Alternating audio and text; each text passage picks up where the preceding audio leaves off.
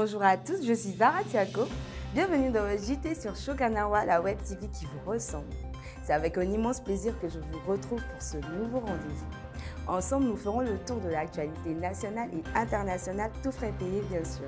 Au sommaire de ce 10e épisode de la saison, nous reviendrons notamment sur la maladie du virus Ebola, les récentes inondations en Côte d'Ivoire, la disparition de S. Kelly ou encore les propos polémiques d'une chef d'État. Et pour terminer, on vous révèle une drôle d'histoire entre un bébé, une pochette d'album et un groupe de musique. C'est pas hier ni demain, mais aujourd'hui sur Shokanawa TV, la web télé qui vous ressemble et vous rassemble. Côte d'Ivoire, guérison de la maladie du virus Ebola. C'est le ministère de la Santé qui l'a annoncé. La jeune femme atteinte du virus Ebola est guérie. L'information est tombée en milieu de semaine dernière. Pour rappel, la maladie a réapparu sur le sol ivoirien le 11 août dernier en provenance de la Guinée. C'était le premier cas en Côte d'Ivoire depuis 1994.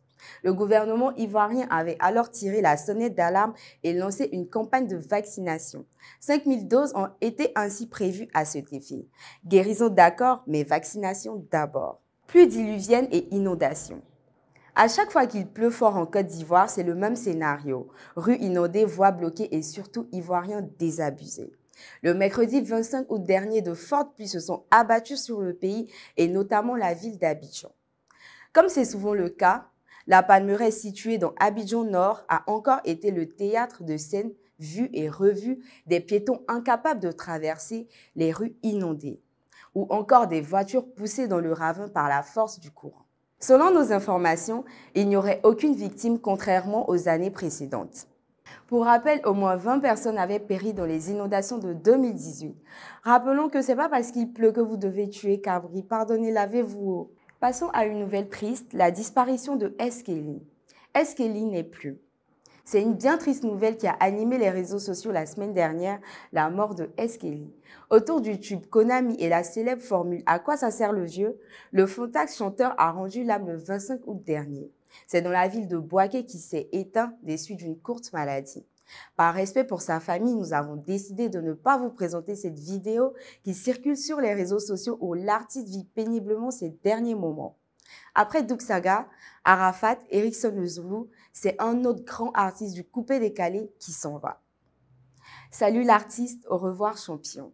Continuons le tour de l'actualité en Afrique. Décès de l'ex-président tchadien Hissène Habré. Coupable de crimes contre l'humanité, 40 000 morts selon nos informations, renversé par Idriss Déby en 1990 et aujourd'hui décédé au Sénégal, l'ex-président Hissène Habré aura connu une trajectoire similaire à d'autres autocrates africains avant lui. Comme Mobutu Sese Seko ou encore Ben Ali, l'ancien chef d'État est mort à 79 ans, loin de son pays qu'il aura gouverné d'une main de fer. Il est venu à vue avant d'être vaincu. Pour rappel, il avait été condamné à la prison à vie en 2016. Hissène Habré, qui a dirigé le Tchad de 1982 à 1990, emporte avec lui des secrets qui auraient plu à n'importe quel historien spécialiste de la France-Afrique. Après le Sénégal, direction l'Ouganda. Nouvelle terre d'accueil pour réfugiés afghans. Depuis le retour aux affaires des talibans le 15 août dernier, c'est la débandade, le sauve-qui-peut en Afghanistan. En effet, de nombreux Afghans craignant un durcissement de leurs conditions de vie ont pris la poudre d'escampette. Et si certains pays occidentaux refusent d'accueillir des réfugiés sous couvert de lutte antiterroriste, d'autres le font à bras ouverts et sans contrainte. Enfin, presque. C'est le cas notamment de l'Ouganda, pays d'Afrique de l'Est. En effet, 51 personnes originaires de l'Afghanistan ont déjà atterri sur le sol ougandais à la demande des autorités américaines. D'ailleurs, certains d'entre eux pourraient rejoindre les États-Unis ou d'autres pays. 2000 autres personnes devraient venir encore en Ouganda. Après l'Ouganda, partons pour un autre pays d'Afrique de l'Est, la Tanzanie. Déclaration polémique de la chef d'État. Davantage connue pour ses sites touristiques, à commencer par la capitale Zanzibar que pour son appareil étatique, la Tanzanie a pourtant fait parler d'elle sur le plan politique. En effet, la chef d'État tanzanienne Samia Suluhu Hassan aurait affirmé lors d'une cérémonie officielle que les footballeuses à la poitrine plate auraient peu de chances pour trouver un époux. Quand même déplacé. Elle recevait l'équipe masculine des moins de 23 ans qui venait de remporter la Coupe de la CFACA, une compétition intercontinentale. Inutile de préciser que ces déclarations ont provoqué un tollé dans le pays. Voilà ce qui arrive quand on écoute trop Apuchou. C'est parti pour le tour du monde en 80 secondes.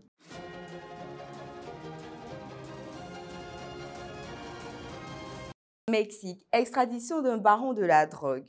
La guerre que les États-Unis mènent contre les cartels mexicains n'est pas seulement sur Netflix et sa série Narcos, c'est aussi dans la vraie vie. Ainsi, ils ont récemment extradé l'ancien chef du cartel de Tijuana, un certain Eduardo Arellano Félix.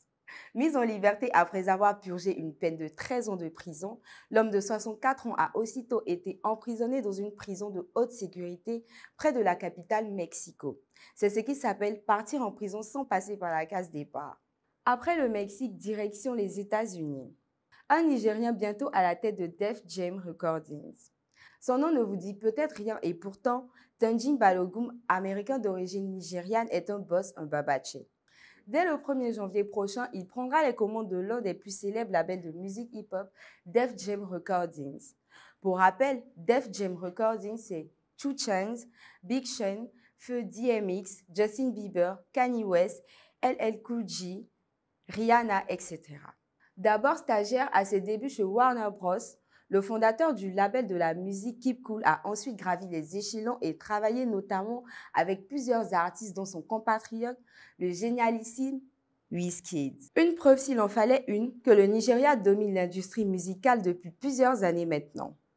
Et on termine sur une note légère, un bébé devenu adulte qui réclame son dû. Bébé cherche jetons pour atteindre Nirvana.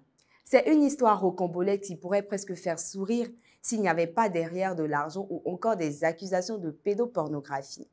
Cette histoire, c'est celle de Spencer Elden, ce bébé nu dans une piscine qui semble courir après un billet de $, et que vous pouvez voir sur la mythique couverture de l'album Nevermind de Nirvana en 1991.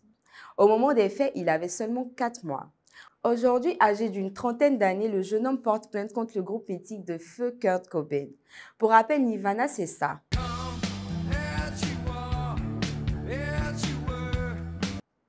Même si sa demande semble légitime, après tout difficile de croire qu'il n'y ait pas une histoire d'argent derrière.